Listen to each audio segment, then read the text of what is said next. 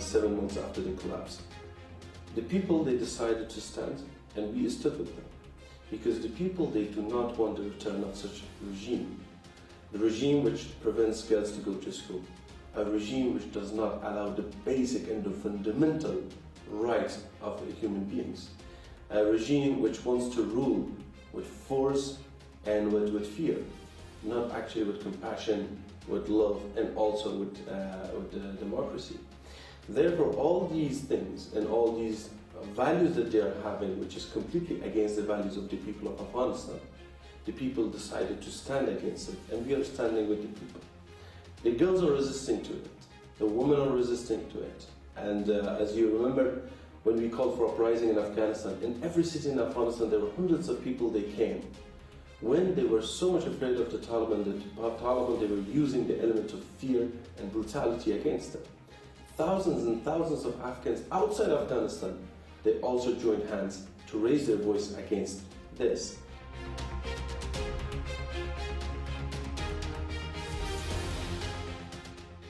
In terms of the military personnel who are fighting right now, these are those who were a part of the Afghan armed forces, which is the backbone of the 2 days resistance, and also many other who joined hands, who were upset and who do not want Afghanistan to be ruled under a suppression, under a totalitarian regime.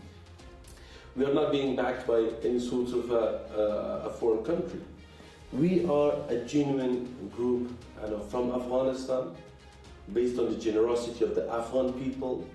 We are trying to resist and fight for our country, for our freedom and for democracy. So for these reasons, for these values, the people right now, they are having limited resources. Because of the limited resources, the amount of personnel we are having is limited, but the people who want to join, it is tremendous, inshallah.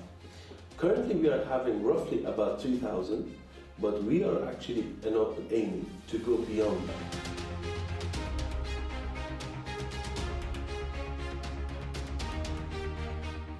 At the very beginning, when we basically resist against the Taliban in Panjshir Valley, a delegation of us and a delegation of the Taliban, they met. And our message to the Taliban was clear. Let's not start another phase of war. Let's end the war and let's start the peace talk. We do not want basically to be the start of another war. Our message is very clear.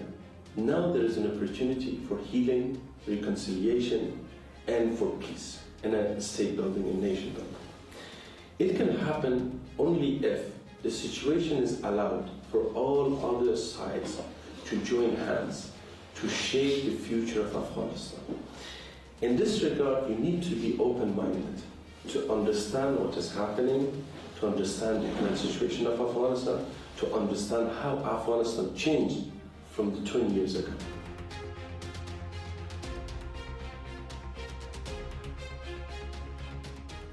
And there is a mechanism for it called election. So it is important for inclusive government to come through the election and the decision of people. If the people decide for the Taliban's government to come in power, I have no issue. The military resistance won't be an option. We will be going through a sort of political opposition. However, if the Taliban continue with oppression, then we have no choice but to defend our values, to defend our people. Because there are many reports, as you might know, that recently one of them was published in the New York Times. They are killing and they are disappearing and kidnapping the former Afghan forces, the military personnel, whoever worked for the previous government, and it is just on the increase and on the rise. So thousands of people, they disappeared, they have been killed, they have been tortured, and they have been imprisoned, while they actually give amnesty to the people. So it is all a sham, it is a lie.